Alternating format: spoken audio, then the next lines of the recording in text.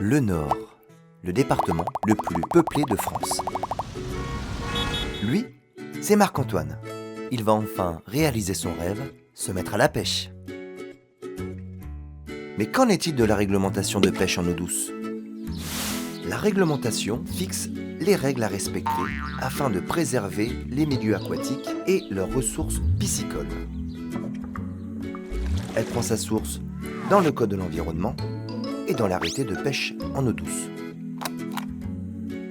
Après avoir lu l'arrêté préfectoral de pêche en eau douce du département du Nord, Marc-Antoine a compris que la carte de pêche est obligatoire. En cas de contrôle, Marc-Antoine doit pouvoir la présenter soit en version papier, soit en version numérique. Marc-Antoine doit rester en permanence à côté de ses lignes. Il ne peut pas les laisser seuls.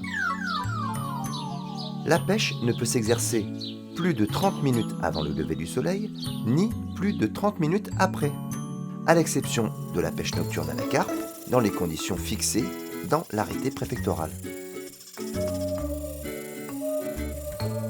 Sur le domaine public fluvial, la pêche est interdite sur une distance de 50 mètres en amont et en aval d'une écluse ou d'un barrage.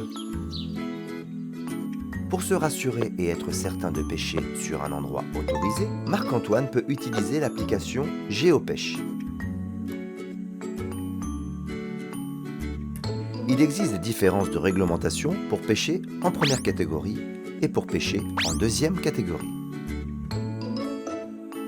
Par exemple, sur les dates d'ouverture et de fermeture, sur le nombre de cannes autorisées, sur les techniques de pêche autorisées ou sur le nombre de captures autorisées.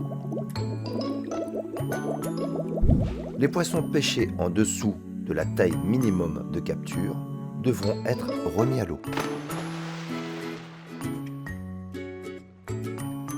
Marc-Antoine a retenu aussi qu'il existait une fenêtre de capture pour le brochet. Et comme elle est en voie d'extinction, la pêche de l'anguille est interdite. Pour finir, selon le BIEF, il peut exister une remise à l'eau obligatoire suite à l'arrêté no-kill. Attention, chaque département possède sa propre réglementation. Avant votre sortie de pêche, renseignez-vous bien sur la réglementation du département dans lequel vous vous situez. On trouve cette réglementation en mairie, sur le site web de la Fédération départementale de pêche ou celui de la préfecture. Marc-Antoine s'est bien renseigné, il est prêt pour aller pêcher. Il sait maintenant que la réglementation peut varier et il est donc indispensable de la lire chaque année.